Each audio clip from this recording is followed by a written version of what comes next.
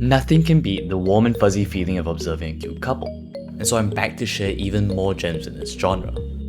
Having covered some of the more popular series in my previous video, the 6 mangas I have today are all lesser known publications that I think deserve attention, and with short chapters, are more suited for casual reading. Furthermore, all of these series have either put their own spin on a fairly cliche premise, or have a fairly interesting premise to begin with, turning them into a cute and wholesome story of their own. Without further ado, let's introduce the first entry on the list. Number 1. Maou-sama ni Shoukan sareta kedo, Kotoba ga Tsuujinai. Starting with a parody on the ubiquitous isekai genre, we have what I'm going to abbreviate to I Can't Understand the Demon Lord. The title, however, does belie the core of this manga's charm. Ren is summoned to a fantasy world by the Demon Lord, who turns out to be a cute lolly. Unfortunately, they can't understand each other, so Ren is left clueless as to why he's there. And the rest of the manga follows Ren as he tries to live his life adapting to this language barrier.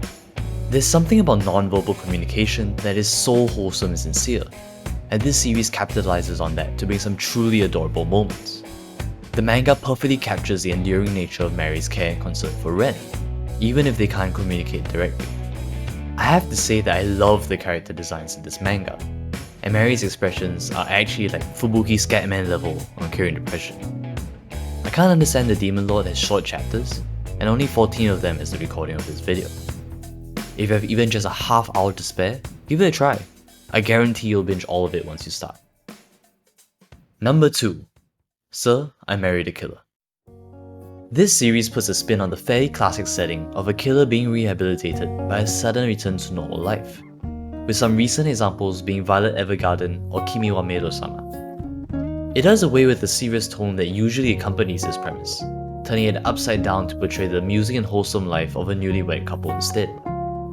The story follows our unnamed protagonist and his wife Setsuna, a hitman, as they navigate the adventures of married life together.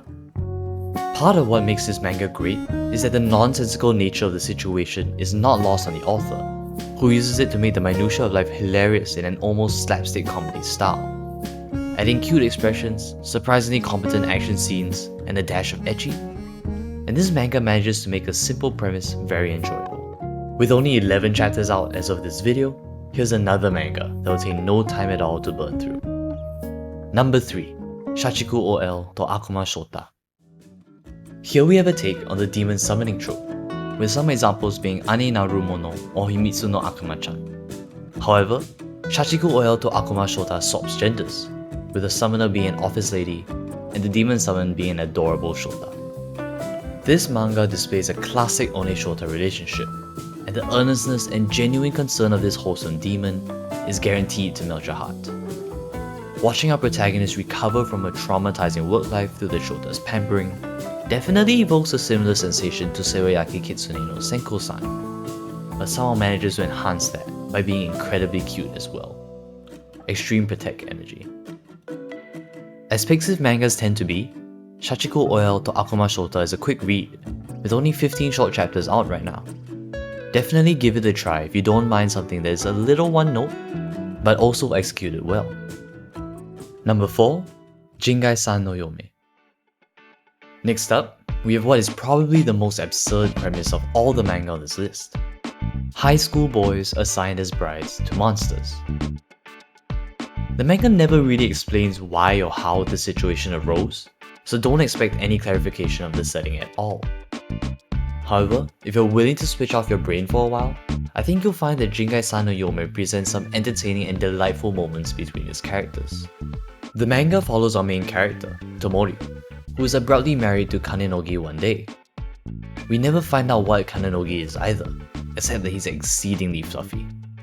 We observe Tomori adjust to his new life, and join other students who have found themselves in similar situations.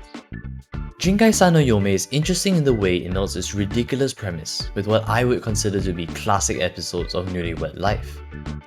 Jingai-san no Yome chooses to normalize its strangeness, treating the situation Tomori is in as nothing out of the ordinary. When the different couples compare their married lives, you can clearly see the resemblance to a regular conversation between two new wives, yet their anecdotes are nothing but extraordinary. Overall, I encourage you to give it a try if you don't mind something irrational. Jingai-san no Yome actually got a short anime adaptation, but I'm kinda mad that it's rated as low as it is on my anime list. Number 5. My Wife is a Man. As the title suggests, this manga has cross-dressing and shonen-ai elements. I know that's not everyone's thing, but I encourage you to give it a chance. If it is a deal breaker for you though, do skip to number 6. Out of all the manga on this list, I found Otoko no Ko Tsuma to be the most impactful, to the way they address Ko and Yuki's unique relationship. Throughout the series, they encounter all the awkward moments and misconceptions that you might expect from Yuki being male, and it is moving to see how Ko never fails to stand up for Yuki. Ko never feels embarrassed or unsure in his love for Yuki, and seeing that level of unwavering commitment is heartwarming, regardless of the gender of the couple. Yuki's cute reactions are the additional cherry on top, making for what I think is a truly great read, despite its brevity. I absolutely love Crystal and Yousuke's works, and I can't believe I haven't included them in a video yet. I also highly recommend checking out Alcohol is for Married Couples if you're a fan of Gap Moe. Last but not least, number 6. I brought home a succubus. With succubus in the title, needless to say this manga has more than its fair share of ecchi. However, it also manages to depict a genuinely loving relationship between its two characters, even without sexual tension. In this manga, Yuki decides to take in Nono, a succubus left homeless after quitting her previous job, but their circumstances require them to maintain a pure relationship.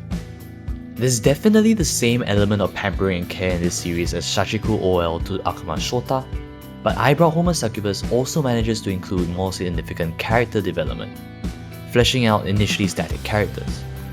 Yuki grows from being just your stereotypical incel to a person willing to stand up for Nono, and likewise we watch as Nono overcomes her low self-esteem bit by bit. Another short Pixiv manga, I Brought Home a Succubus has just under 30 chapters available now. And that's all I have for you today. I hope you found something that caught your interest in this video and encourage you to give it a try.